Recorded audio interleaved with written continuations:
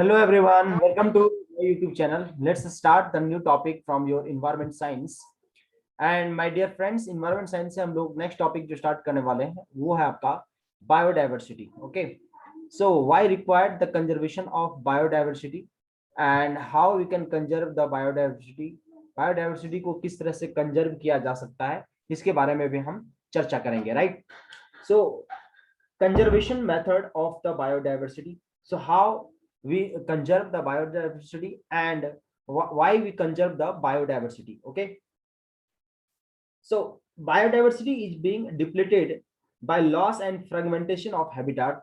That's why there is need of the conservation of biodiversity. Okay, so there are two types of the conservation method of the biodiversity. One is called in situ and another is called ex situ methods. Okay, so there are two methods to conserve the biodiversity. One is the in situ methods and another is your ex situ methods. So why we require the biodiversity? So main objective of the conservation of biodiversity is first to maintain essential ecological process. Second, we can say to preserve diversity of a species. So to preserve the diversity of a species, we require the conservation method of your biodiversity.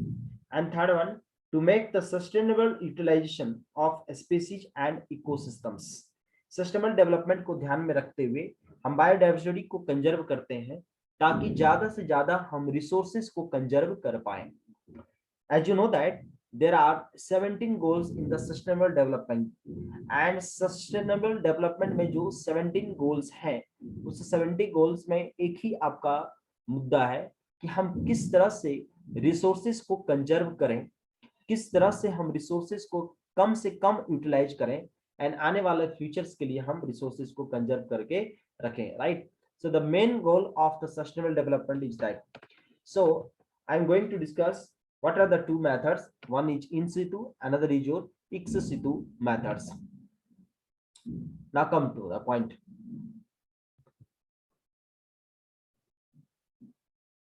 Now, why should we conserve the biodiversity? What is the main reason to conserve the biodiversity?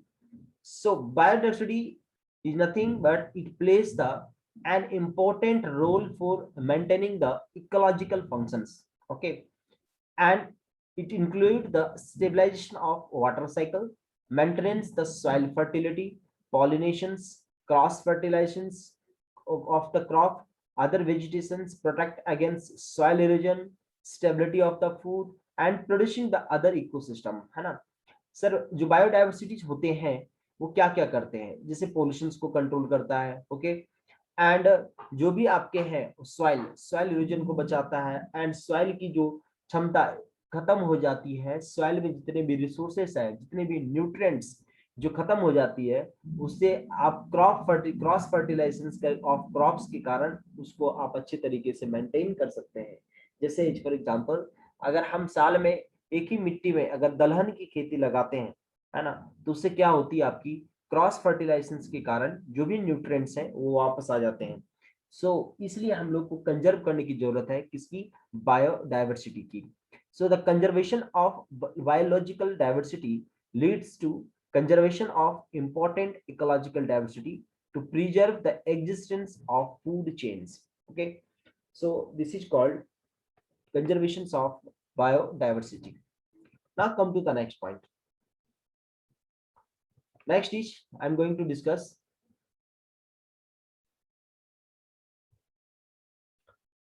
what are the two types of methods of biodiversity conservations.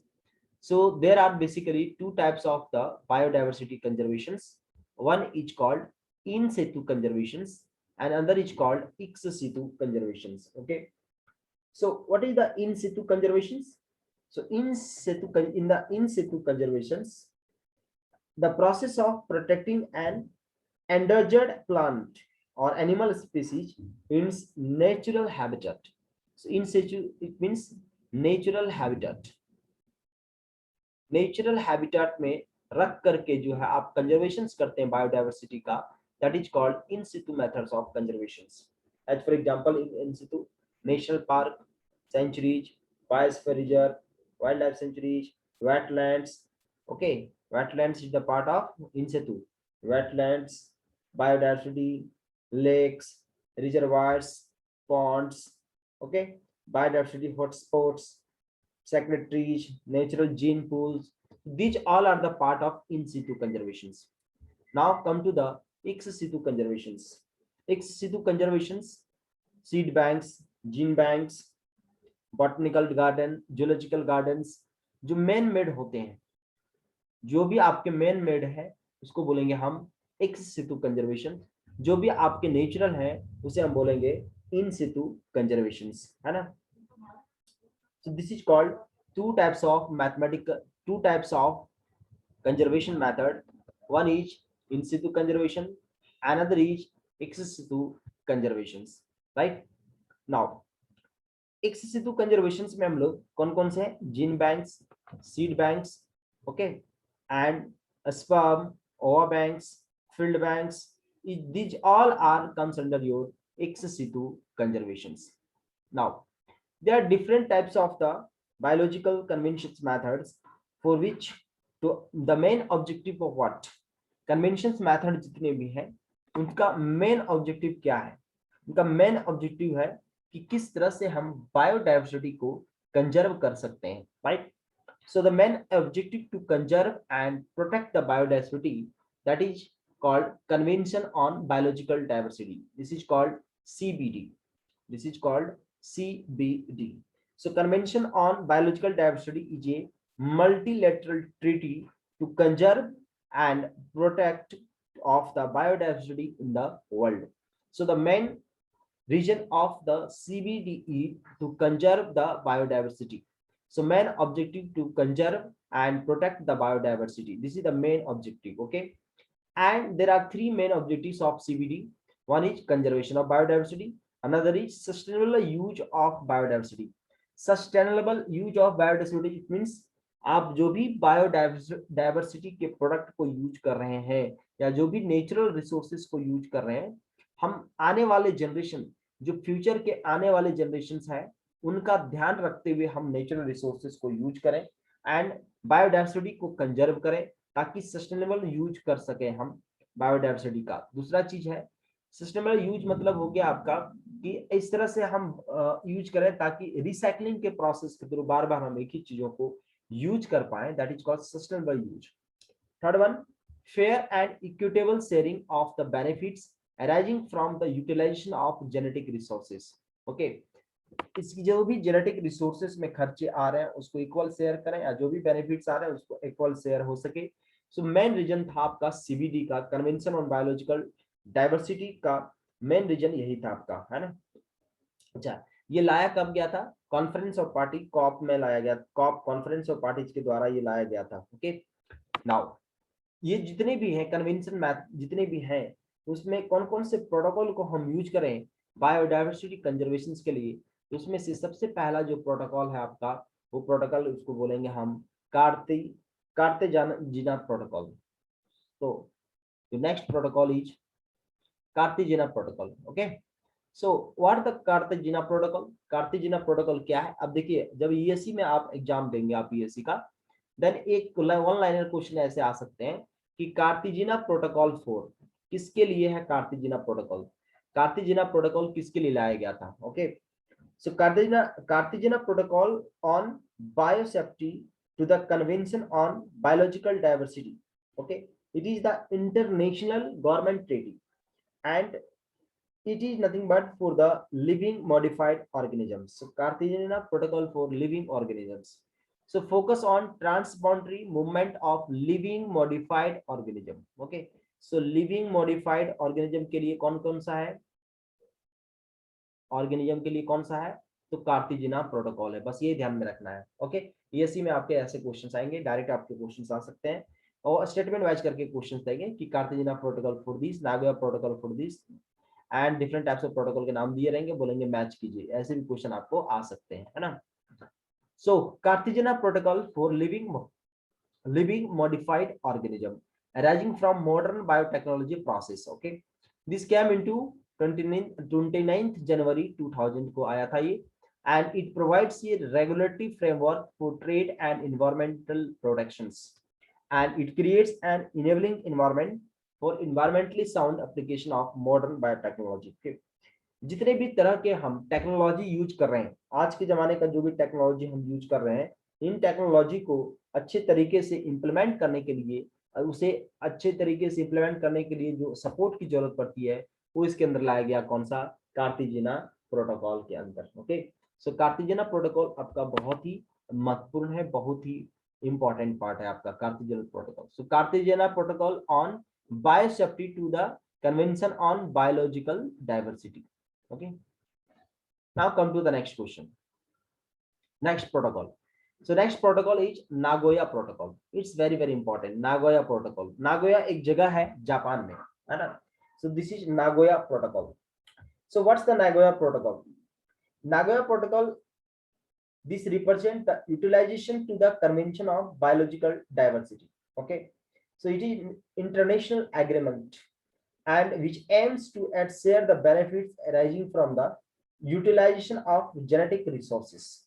So whatever you use the genetic resources, उस genetic resources के utilizations के उसके fair and equitable sharing of benefits arising from their utilizations. Genetic resources को use करते हुए जो भी आपके आ रहे हैं, चाहे वो शेयर जो भी हो रहा है आपका जेनेटिक रिसोर्सेज का, फेयर एंड जो भी शेयरिंग आ रहे हैं आपके, उनको शेयर करना for better future, better future के लिए, उसको अच्छे बेनिफिट में लाने के लिए, शेयर करने के लिए हम लोग नागोया प्रोटोकॉल को लाया गया।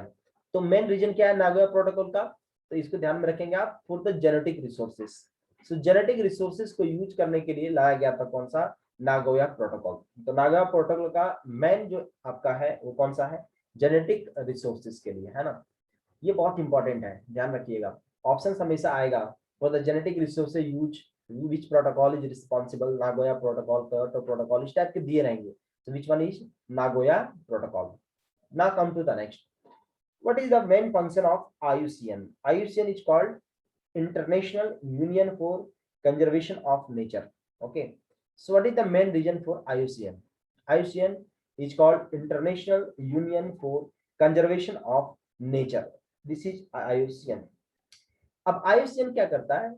एक रेड लिस्ट डेटा जारी करता है। ओके, अब रेड लिस्ट डेटा के अंदर क्या होता है? जो भी थ्रेटेंड स्पीसीज है उसको रेड लिस्ट के अंदर लाया गया है। अब थ्रेटेंड स्पीसीज जो आपके विलुप्त होते जा रहे हैं या विलुप्त होने के कगार पे हैं या विलुप्त होने में बहुत अभी टाइम लगेगा, that is nothing but in the three forms: existence, extinct, threatened and list concerns. So red list category में अंदर रेड लिस्ट जो ऑफ डेटा जो है उसके अंदर इनको रखा गया है। सो एक्सटिंक्ट का मतलब क्या हुआ? एक्सटिंक्ट का मतलब ये हुआ जो विलुप्त हो चुके हैं, है ना? Reasonable doubt that the last individual has died, जिसमें आप बोल नहीं सकते हैं बट ओवरऑल विलुप्त हो चुके हैं, जो लगभग विलुप्त हो चुके हैं, that is extinct. Extinct in wild मतलब जो जीव जंतु है उसमें जो एक्सटिंक्ट हो चुके हैं उसको बोलेंगे हम extinct in wild. So a category containing those species whose members survive only in captivity. For example, gom kingfishers, alala, these are the existence in wild life. Okay. Now, अगला है आपका critical endangered. So critical endangered का मतलब क्या हुआ? Critical endangered facing extremely high risk of extinction in the wildlife, है ना? जिसका हाई रिस्क है ना, कि ये खत्म हो सकते हैं इन द फ्यूचर। अगर इसको आप ध्यान नहीं देंगे तो इन फ्यूचर में खत्म हो सकता है, उसको बोलेंगे हम क्रिटिकली एंडेंजर्ड। अब क्रिटिकल एंडेंजर्ड के अंदर कौन कौन आते हैं? जैसे हो गया आपका मालाबार साइबेट, है ना? मालाबार साइबेट हो गया, Namdapha flying squirrel, Namdapha flying squirrel, ये सब क्या है? क्रिटिकली एंडेंजर्ड के हैं। क्या है आपके? क्रिटिकल एंडेंजर्ड के, है ना? जिसका पॉपुलेशन रैपिडली डिक्लाइंस हो रहे हैं, 80% जिसका पॉपुलेशन रैपिडली डिक्लाइन हो गया है उसको रखते हैं हम लोग क्रिटिकली एंडेंजर्ड के अंदर। ओके, अगला है एंडेंजर्ड। एंडेंजर्ड मतलब facing a very high risk two of extinction in the wild. Wild में सबसे ज्यादा हाई रिस्क है कि ये खत्म हो जाएगा अगर इस पे ध्यान नहीं दिया जाए, that is comes under your endangered. So in the endangered one is you can say leopard. Leopard comes in endangered, and river dolphin, lion tailed mosquito, ये मकाओ जितना भी है ये आपके आएंगे किसके अंदर, एंडेजर्ड के अंदर, है ना। डॉल्फिन देखे होंगे आप जो विलुप्त होने के कगार पे है, लिपोर्ड जो विलुप्त होने के कगार पे है, that is comes under your endangered, किसके अंदर होगा, एंडेजर्ड। अगला है वल्नरेबल। सो वल्नरेबल मतलब हुआ facing A high risk of extinction in the wild. Wild में हाई रिस्क जो है आपका, जैसे नीलगिरी हो गया, लंगूर हो गया, याक हो गया, ओलाइबिलिटी टल्टर है, जो वल्नरेबल है, मतलब जो अभी तो पाए जा रहे हैं, कहीं कहीं बहुत जल्दी खत्म हो सकते हैं, है ना। नियर थ्रेटेंड, नियर थ्रेटेंड मतलब ये designation applied to species that are close to becoming threatened और may be in the criteria to threatened in the near future, है ना। नियर फ्यूचर में अगर ध्यान में दिया ना जाए तो ये आपका खत्म हो सकता है, उसको बोलेंगे हम near threatened. As for example अगर हम बात करें तो एज फॉर एग्जांपल आपका होगा कौन कौन सा, जैसे हाउस स्पैरो, है ना, लिपोड, लिपर्ड, ये सब जितने हैं वल्नरेबल के अंदर आते हैं आपके, है ना। अगला आपका है लिस्ट कंसर्न। लिस्ट कंसर्न मतलब क्या हुआ, लिस्ट कंसर्न मतलब जैसे नीलगाय, रेड बैट, ये सब लिस्ट कंसर्न के अंदर आते हैं। Category containing species that are pervasive and abundant after careful assessment. Okay, so population is stable enough that is unlikely to face extinction in the near future. अभी तो stable है लेकिन in near future उसको खत्म हो जाएंगे, that comes under the least concern. And data deficient, data deficient मतलब हो गया ये condition applied to species in which the amount of available data related to its risk of extinction is lacking in some way.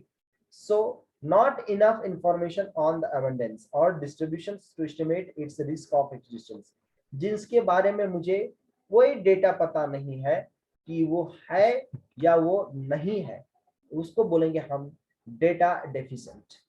सो जितने भी ये हैं extinct, threatened, list concern, जितने भी हैं all comes under your IUCN। किसके अंदर है माय डियर फ्रेंड्स, IUCN के अंदर है, वही बताता है आपका कि कौन सा होगा, है ना।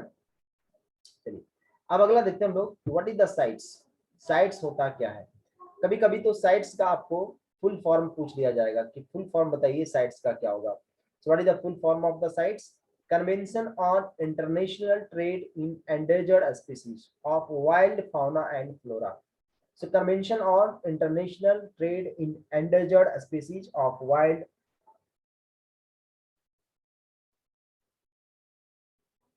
fauna and flora. Okay, that is called CITES.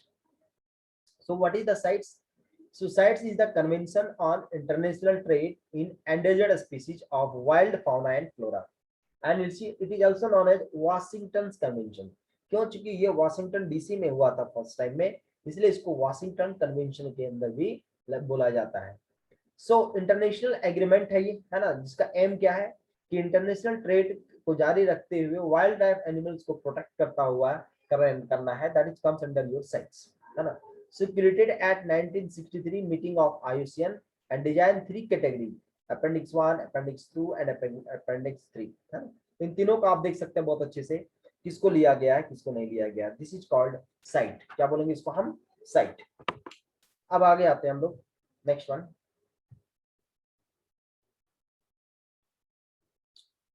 तो दिस इज कॉल्ड साइट। अगला है WWF, बहुत ही इंपॉर्टेंट है WWF, इसको बोलेंगे हम लोग world wide fund for nature, इसको बोलते हैं हम लोग world wide fund for nature, है ना।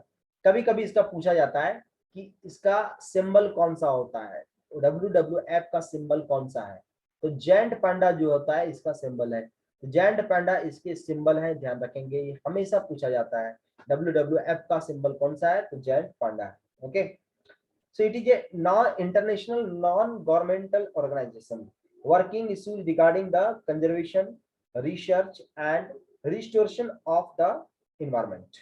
Okay, so it was formerly known as World Wildlife Fund, पहले इसको बोलते हैं हम लोग वर्ल्ड वाइल्ड लाइफ फंड बोलते थे, अब इसको बोला जा रहा है world wide fund for nature, है ना। दिस इज कॉल्ड WWF, है ना।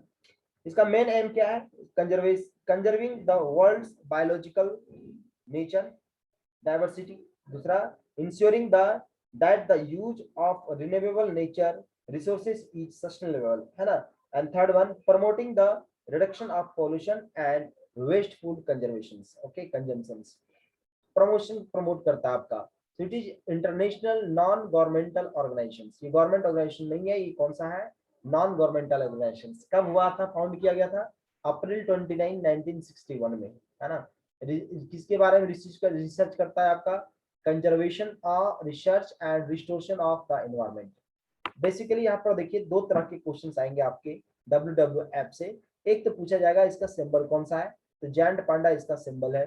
दूसरा क्वेश्चन आता है इससे कि इसका मेन फंक्शन क्या है, इसका मेन फंक्शन क्या है, कंजर्वेशन करना, रिसर्च करना एंड जो भी प्रॉब्लम है उसको रिशोर्ट करना, उसी को बोलेंगे हम WWF, that is called world wide fund for nature, WWF।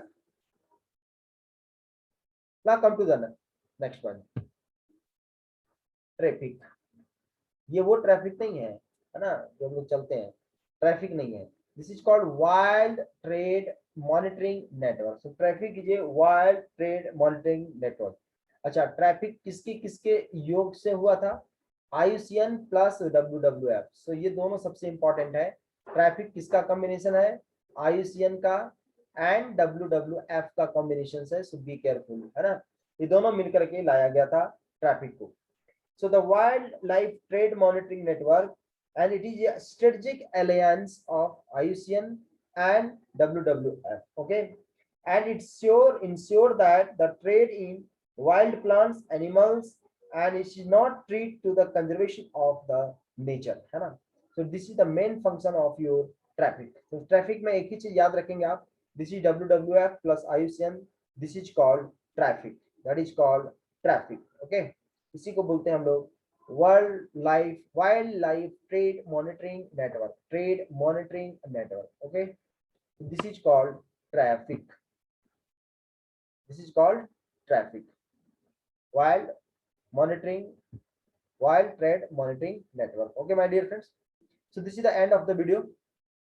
Thanks for the watching.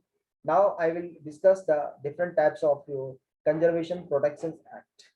Thank you for the watching.